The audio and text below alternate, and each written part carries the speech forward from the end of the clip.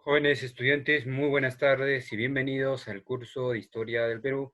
Espero estén teniendo una excelente mañana y el tema que vamos a trabajar el día de hoy viene a ser el segundo gobierno de Prado, o el segundo gobierno de Manuel Prado, ¿no? Que va desde 1956 hasta 1962. Pero en este caso vamos a trabajar lo que viene a ser el aspecto social y vamos a iniciar señalando lo siguiente con la rebelión de Hugo Blanco. ¿Quién fue este señor y qué papel cumplió? ¿Qué rol tuvo durante el gobierno, o el segundo gobierno de Manuel Perao? Hay que señalar que este personaje de pensamiento troquitista era pues un agrónomo del Cusco que tenía pensamientos, eh, vertientes marxistas, ¿no? Quien al encontrarse pues, junto a la protesta tomó la secretaria general y empezó a radicalizar las protestas. Ahora, hay que señalar que con el liderazgo de Hugo Blanco, las luchas campesinas pues se van a expandir por todo el valle de lo que viene a ser el Cusco. Entonces, el Cusco, como les había señalado en la clase anterior, se va a dar en ese aspecto o en esa situación de una repartición desigual, ¿no? Debido a que en el Perú vivía pues una desproporción económicamente hablando. Es así que cuando más ilustrativo fue la Federación de Trabajadores Campesinos de la Convención Hilares y el rol que va a tener pues Hugo Blanco en dicha organización. Hay que señalar que esto ya lo habíamos señalado anteriormente, ¿no? Fue fundada en 1958, la FTCC, ¿no? Que básicamente buscaba organizar a los colonos del Cusco para defenderse de los abusos de los hacendados, una región donde las condiciones agrarias pues eran un poco más abiertas, abiertamente feudales, es decir, que la feudalidad, el tema de la propiedad de la tierra hacia los hacendados no se concretase, ¿no? Él tenía pues ese pensamiento de que el campo debería ser administrado por la misma población. Entonces, ahí vemos en imágenes a Hugo Blanco, ¿no? Que señalemos anteriormente. Hay que señalar que en un principio va a pretender evitar un conflicto abierto con las clases propietarias y se va a limitar básicamente a demostraciones y boicots, pero hay que señalar que a medida que estas acciones no fueron exitosas, estas pues van a comenzar a radicalizarse, ¿no? Ahora hay que señalar, tras la llegada de Hugo Blanco en 1959, la Federación de Trabajadores Campesinos se movilizó en su totalidad, ¿no? Decretando su propio plan de reforma agraria. Ahora hay que señalar que se van a convocar a huelgas y se van a invadir terrenos en toda la región, donde acciones acatadas por los campesinos que consideraban propias las tierras que ellos trabajaban, ¿no? Ahora, hay que señalar que para el siguiente año, que es en 1960, el gobierno va a suspender todas las garantías constitucionales y va a enviar a las fuerzas del orden, ¿no? Temiendo, por así decirlo, que la revuelta pues se extendiera en toda la nación. Entonces, mayormente esto se da a consecuencia, pues, de estas manifestaciones, de estos boicots, ¿no? Que se daba, pero que en un inicio no era, pues, un enfrentamiento armado, ¿no? Sino que era un poco poner en aprietos al gobierno. Este proceso de rebelión, sin lugar a dudas, fue el primer intento de las movilizaciones campesinas que fueron realizadas en la sierra durante el segundo gobierno de Prado. Hay que señalar que durante este contexto se vivía internacionalmente la influencia de la Revolución Cubana y la Revolución China a cargo de Fidel Castro y de Mao Zedong, respectivamente, ¿no? Entonces el movimiento comunista se había expandido casi, sobre todo en los países donde la industrialización pues había quedado un poco en el olvido. Es por ese motivo que se va a tener pues bastante énfasis en estos aspectos, ¿no? Ahora Ahora hay que señalar que este pensamiento y proceso va a influenciar significativamente en los partidos de izquierda radical, ¿no? Y es como en el caso de lo que la Federación de Trabajadores Campesinos, ¿no? Ahora, como vemos, el problema de la tierra y a la muy ansiada reforma agraria aún no se había dado el interés necesario ni consensuado en la alta dirigencia política, ¿no? Entonces, eso también fue un problema principalmente, ¿no? Para que esta situación no tuviera, pues, o no llegase a buen puerto. Pero lo que sí había planteado y había establecido fue una comisión para que se estudiara pues todo lo relacionado con la reforma agrario al inicio de su gobierno en 1956. Estamos haciendo referencia al gobierno de Prado. Pero mucho antes del estallido y del descontento rural. Entonces, había de cierta forma un interés por el gobierno de Prado, ¿no? De cambiar esta situación, revertir esta situación, pero se va a quedar en la nada debido pues a estas manifestaciones y a estas revoluciones.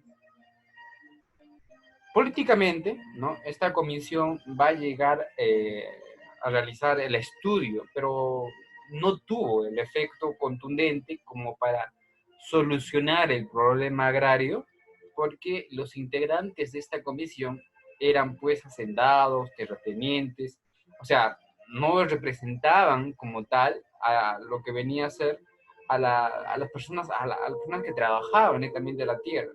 Es por eso que ellos mismos no querían que este proyecto existiera y hubiera pues querido que exista una comisión, ¿no? Que sencillamente no se dé. Entonces, por ese aspecto también vamos a ir viendo un descontento. Lo que hay que señalar es que para ellos cualquier reforma afectaría directamente a los miembros de la comisión, ¿no? En cualquier cambio, básicamente pues afectaría a sus intereses, por lo tanto no era beneficioso para la oligarquía y para sus haciendas. Ahora, retomando el tema de la rebelión campesina dirigida por Hugo Blanco, vamos a observar que al no tener respuesta o una vía de solución del gobierno, la FTC va a elaborar su propio decreto de reforma agraria. A continuación vamos a ver parte de este decreto en la siguiente tabla. Por ejemplo, aquí vemos el decreto de reforma agraria campesina que va a ser emitido por la Federación Departamental de los Campesinos del Cusco, de la cual Hugo Blanco era secretario, ¿no? Ahí, por ejemplo, vemos, ¿no? Esta es una imagen que se ha sido tomada, ¿no? Por ejemplo, vemos ahí que la Asamblea General de cada sindicato debe nombrar una comisión de reforma agraria surgida de su seno. Ahora, los colonos, es decir, los arrendires o subcolonos o los allegados, se convienen automáticamente en propietarios de las tierras que trabajan. Es decir, la persona que trabaja esa tierra se vuelve el dueño de esa tierra. Ahora, las tierras no cultivadas se convierten automáticamente en parcelas, comenzando fundamentalmente por los campesinos más pobres. Hay que señalar que dentro de esta reforma, ¿no? Las tierras en las cuales se habían hecho plantaciones para el hacendado, pues que quedaban en el poder de este, si es que, ¿no? Si es posible, pues la casa hacienda con las instalaciones, que han pasado al poder del sindicato en forma colectiva y se dedican a la escucha del botiquín de las colonizaciones. Las autoridades al servicio de los gamonales no querían, pues, o no podrán intervenir, porque los únicos que conocen bien la realidad agraria son los propios campesinos, ¿no? Entonces, esto es un fragmento de lo que viene a ser pues, el decreto de la reforma agraria campesina, ¿no? Ahora hay que señalar que esto en consecuencia, luego de toda la manifestación campesina que se había logrado tomar en 40 de las 380 haciendas de la región antes de que Hugo Blanco fuese forzado a retirarse a la selva central para evitar de esa forma ser arrestado por las autoridades. Hugo Blanco finalmente pues va a ser arrestado y las tierras le fueron restauradas a los hacendados, ¿no? Entonces, esa reforma que se pretendía inicialmente quedó pues en la nada. Hay que señalar que durante este proceso el fenómeno de la radio va a ser trascendental. ¿Por qué señalo que el fenómeno de la radio es trascendental? Es debido a que la radio va a tener un papel sumamente importante durante todo este tiempo, ya que fue el difusor de la noticia, música y el avance de los levantamientos campesinos.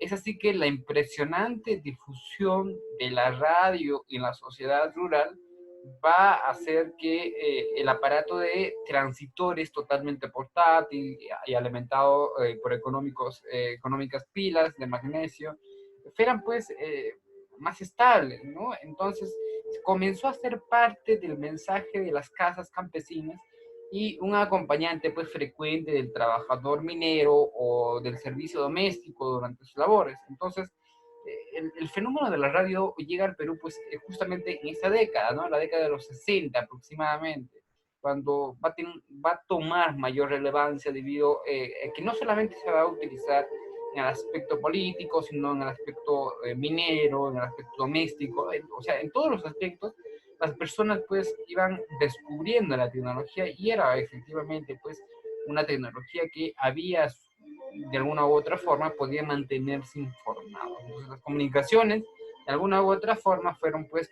productivas y fructíferas.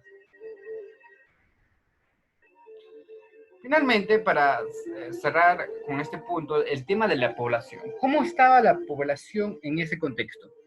Señalaremos que la población los migrantes tienen en todo pues, el proceso del ocaso de la oligarquía un punto muy importante. La facción oligárquica no pudo, o mejor dicho, no fue capaz de generar políticas acorde al contexto para poder llevar a cabo las reformas que la emergente población pues demandaba. Pues entender que solo la oligarquía gobernaba para su propio grupo de poder hace comprender que llevar a cabo pues las reformas sería atentar contra su propia facción política. Ahora, desde el punto de vista poblacional, por ejemplo, ¿no? Para el año 1950, va a marcar un comienzo de una verdadera explosión demográfica imparable hasta mediados de 1990, debido a que de una población pues, de 6.680.000 habitantes en 1940, el primer censo del siglo XX, se pasó pues en 1990 a un total de 21 millones, ¿no?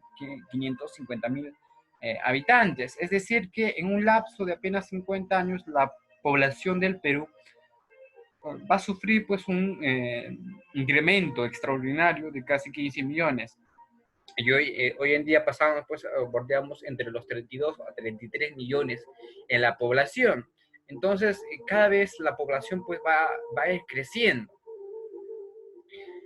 Ahora, de lo anterior mencionado, podemos comprender que entre los años de 1940 y 1990, en un lapso aproximadamente de 50 años, ¿no? La población en el Perú aumentó significativamente en un 31%, los cuales demandaban condiciones de vida, reformas, acceso a la salud, educación, trabajo, que básicamente la oligarquía no quiso enfrentar ni estabilizar, conservando sus relaciones de poder y producción. Y eso también, pues, de alguna u otra forma va a provocar que la población total ascienda a 9,9 millones en 1961 y a 13,5 millones en 1972, a 17 millones en 1981 y 22 millones en 1993. Y hoy en día ya vemos pues que ese número ha sobrepasado, ¿no? Y nosotros comparamos los resultados del censo entre 1940 con los siguientes resultados, consta pues una brusca aceleración del crecimiento de la población urbana. Entonces, además de los inmigrantes, ¿no? Porque recordemos que este es un censo solamente de las personas que viven o son peruanos como tales, pero no se contabiliza pues a las personas que llegan de otros países al Perú.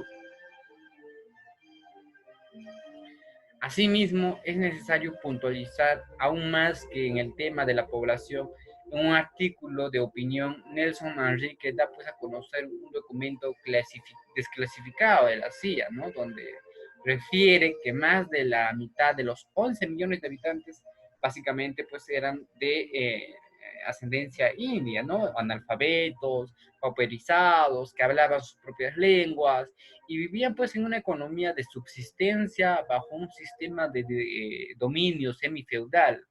Ahora, con esta referencia podemos comprender aún más las intenciones de la oligarquía de hacer frente a una población que prácticamente vive al interior del país y sencillamente el gobierno oligárquico nunca le brindó las condiciones de vida adecuadas al crecimiento gradual de la población. Muy bien, jóvenes estudiantes, hasta aquí la clase del día de hoy. Espero que les haya gustado. Nos estaremos viendo en la siguiente semana.